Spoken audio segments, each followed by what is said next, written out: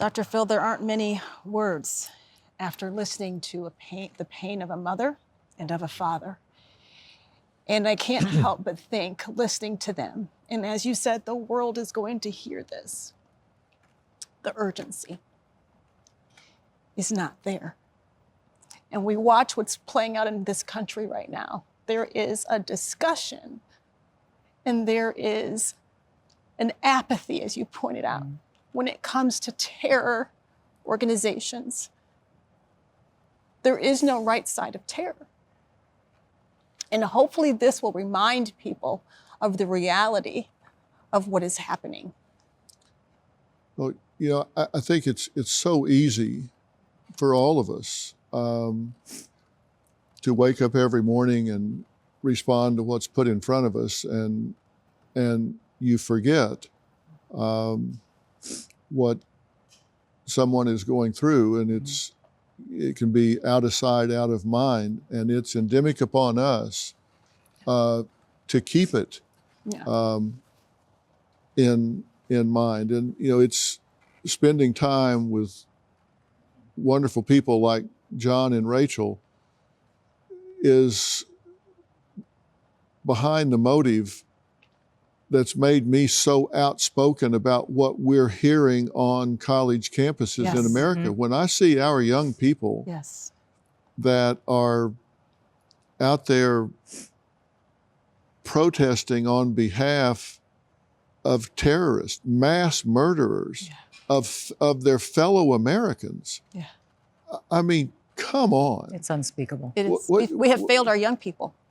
We've got our colleges and universities around this country that are out there celebrating people that are doing what has happened here. These are, and it's not just that they're Americans, but these are Americans. It's like they're celebrating our enemies. You know, they took this young man, he lost his hand when they took him. He was shot through one hand and into his other arm and up through his shoulder, and held for 33 days and then just executed. If that happened to one of their family members, I posted a video just last week, I think it was.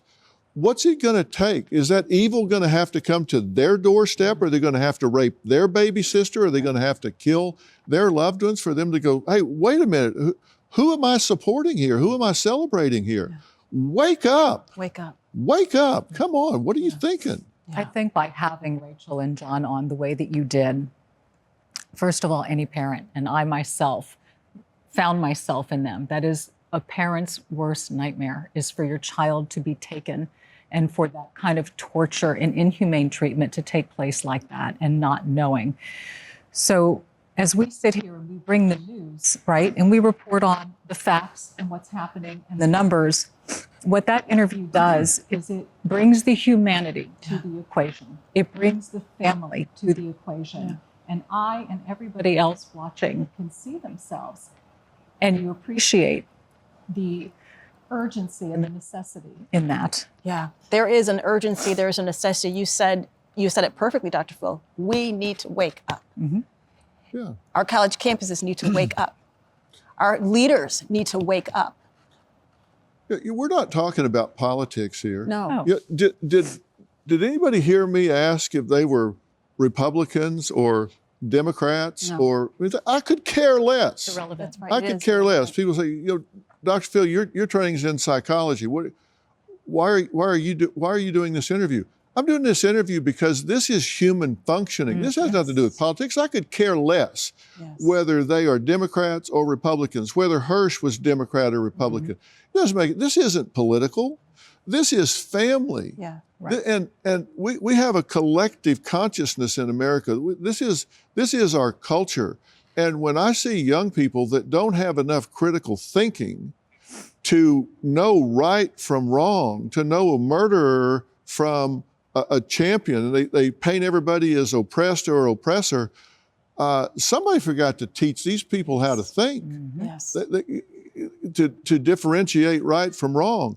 And that's a cultural issue. That's a psychological failing It is. on the part of our system, on the part of our parents, on the part of these young people.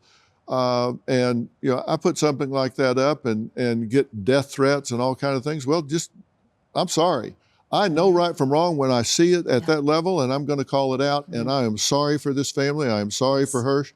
And we need to stand up and say so. And everybody that's hearing this needs to stand up and say so. Dr. Phil, I remember during your conversation with Prime Minister Benjamin Netanyahu, he made a point to say how disappointed he was in seeing what was going on in our college campuses. And he actually went so far as to say, those young people are useful idiots. And then you have Iran come out and say, when we do move this fight to the United States, those are our terror cells. Yeah. All we can do is say it and keep saying it and say it again. Say it again. And keep bringing those stories. Yes, those are the stories we need to continue to see and we need to continue to hear. Well, thank you for hosting me here on the news today. Thank you, Dr. Phil. Thank you. We appreciate you.